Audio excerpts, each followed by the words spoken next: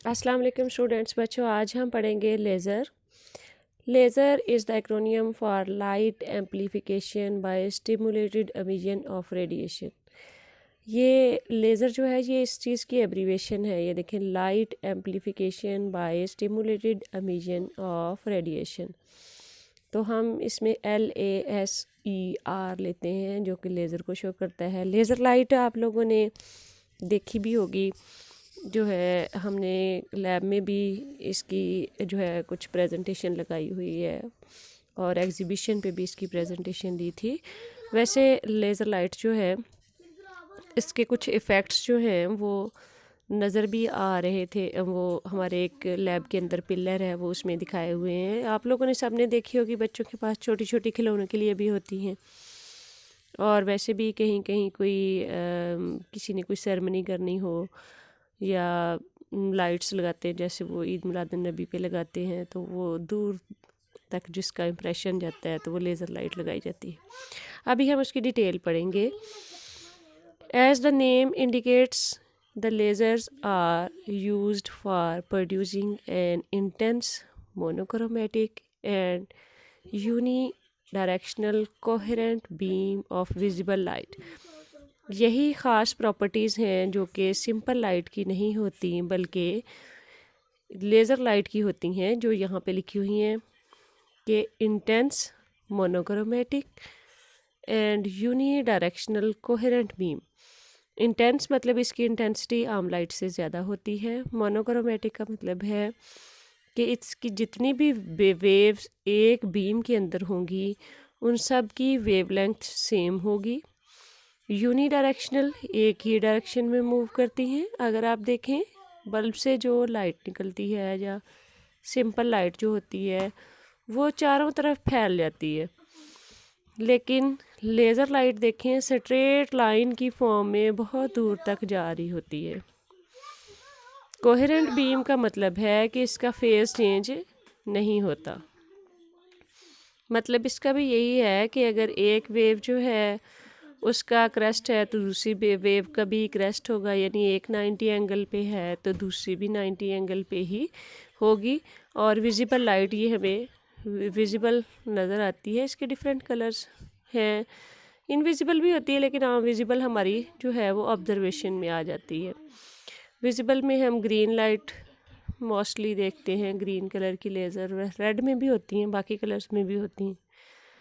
तो इसकी ये प्रॉपर्टीज़ हैं ख़ास जो आपने अभी पढ़ी हैं, जो कि दूसरी लाइट से इसको डिफरेंशिएट करती हैं। दूसरी सिंपल लाइट में ये वाली प्रॉपर्टीज़ नहीं होती। To understand the working of a laser, terms such as stimulated emission and population inversion we must be understood. तो पहले हमें लेज़र को अगर समझना है तो उससे पहले हमें किस चीज़ को समझना होगा, स्टिमुलेटेड एमिशन को और पॉपुलेशन इन्वर्जन। ये दो ख़ास टर्म्स हैं जो लेज़र में यूज़ होती हैं। उसके लिए हमें, यानी लेज़र को अंडरस्टैंड करने के लिए हमें पहले किसको समझना है, स्टिमुलेटेड एमिशन को, और फिर उसके बाद पॉपुलेशन इन्वर्जन को। तो पहले हम देखते हैं स्पॉन्टेनियस एंड स्टिमुलेटेड एमिशन में क्या फ़र्क है।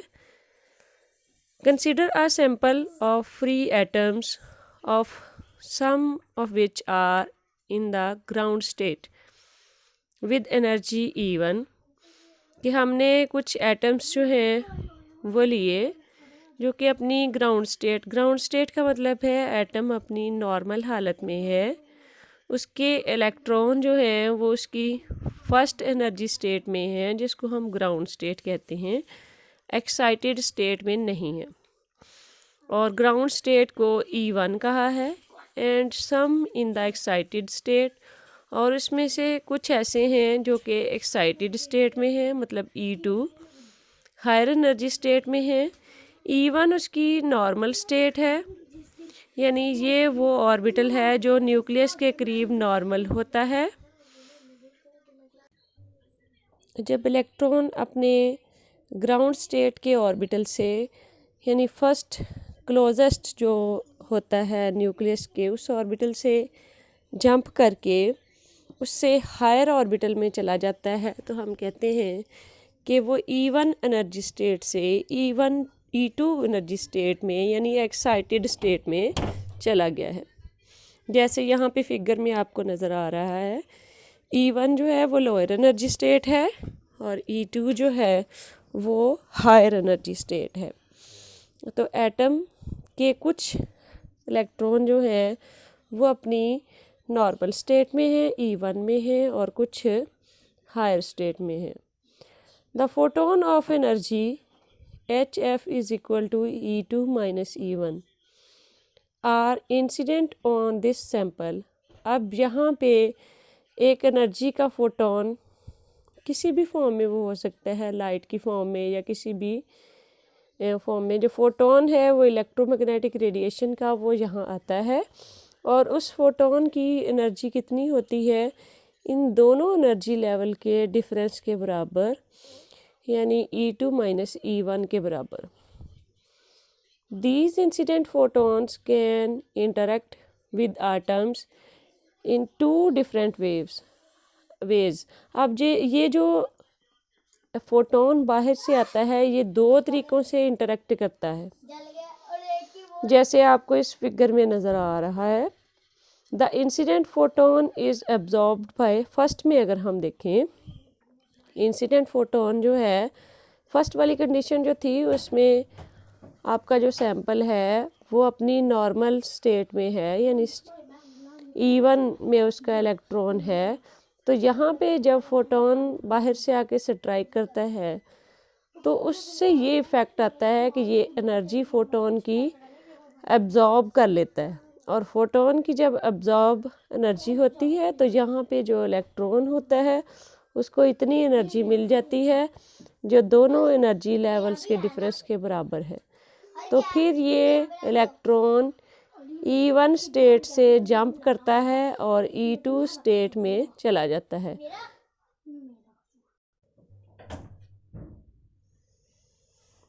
अब यहाँ पे जो इंसिडेंट फोटोन है वो एब्जॉर्ब हो गया और एटम जो है वो अपनी एक्साइटेड स्टेट में चला गया।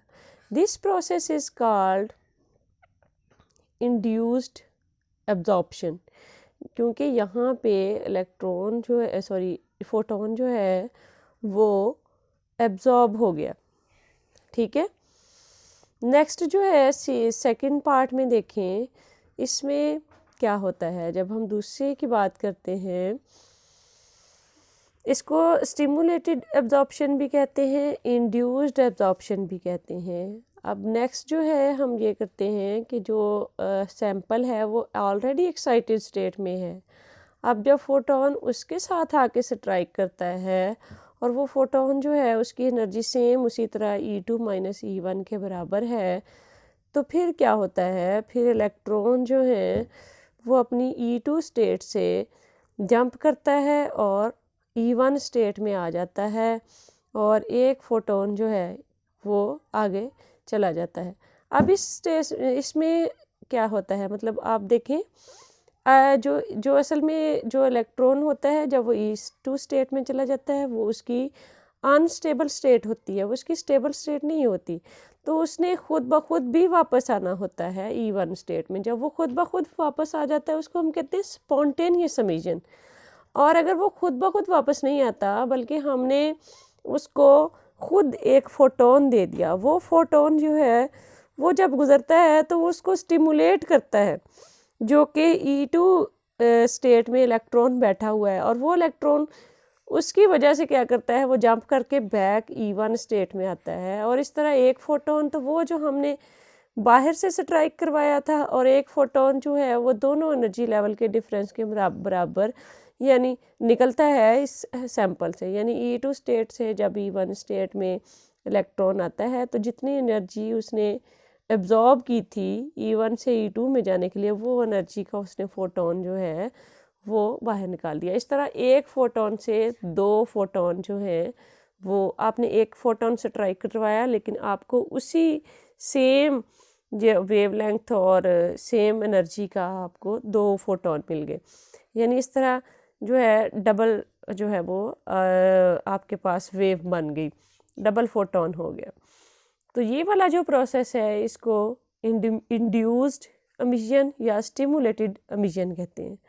पहले इंड्यूस्ड एब्जॉर्प्शन का मतलब जो हमने खुद मतलब करवाई है उसको, एब्जॉर्प्शन को, उसको इंड्यूस्ड या स्टिमुलेटेड एब्जॉर्प्शन, और जो खुद ब खुद होती है वो स्पॉन्टेनियस होती है। स्पॉन्टेनियस मतलब खुद ब खुद जो हो जाती है।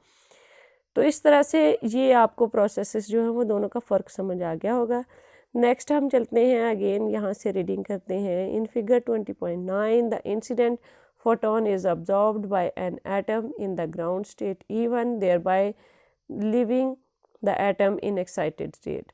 यानी उसी चीज़ की दोबारा एक्सप्लेनेशन है जो हमने पहले पढ़ ली है कि जब ग्राउंड स्टेट में एटम था उसने एक फोटोन एब्जॉर्ब किया। This process is called stimulated और इंड्यूस्ड एब्जॉर्प्शन। इसको स्टिमुलेटेड या इंड्यूस्ड एब्जॉर्प्शन कहते हैं। Once the excited state two things can happen. अगर कोई जो है एटम एक्साइटेड स्टेट में है तो उससे दो बातें होती हैं। फर्स्ट ये कि it may decay by spontaneous emission shown in the figure. Decay का मतलब है कि वो वापस अपनी ही स्टेट में आ जाता है, तो उसको कहते हैं spontaneous emission, in which the atom emits a photon of energy hf is equal to e2 minus e1 in any arbitrary direction। और इस तरह से इसमें से जो emit होगा फोटोन वो किसी भी डायरेक्शन में चला जाएगा। द अदर ऑल्टरनेटिव, उसका दूसरा अल्टरनेटिव ये है कि एक्साइटेड स्टेट जो है, in the excited state E2 is to decay by stimulated और induced emission as shown in the figure. कि हम E2 से जो इलेक्ट्रॉन है उसको वापस E1 में लाते हैं बाय स्टिमुलेटेड एमिशन। और इसके लिए जैसा कि फिगर सी में आपको नज़र आ रहा है, यहाँ पे इंड्यूस्ड एमिशन लिखा हुआ है नीचे। In this case the incident photon of energy HF is equal to E2 minus E1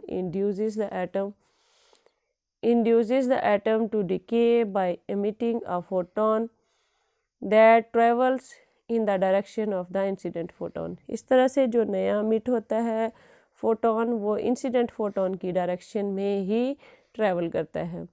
for each incident photon we will have two photons going in the same direction. हम जितने photon जो है वो strike करवाएंगे उससे double जो है photons उसकी सेम डायरेक्शन में मूव करेंगे। Thus we have accomplished two things, an amplified as well as a unidirectional coherent beam. तो हमें दो चीज़ें मिल गई, एक तो एम्पलीफाई मीन मतलब एक फोटोन से दो फोटोन बन गए, डबल हो गई तो वो इंक्रीज़ हो गया। और उसके बाद यूनिडायरेक्शनल, दोनों एक ही डायरेक्शन में मूव कर रहे हैं। कोहेरेंट का मतलब है दोनों की वेवलेंथ जो है फेस भी सेम है। तो इस तरह से हमें एम्पलीफाइड यूनिडायरेक्शनल कोहेरेंट बीम जो है वो मिल जाती है।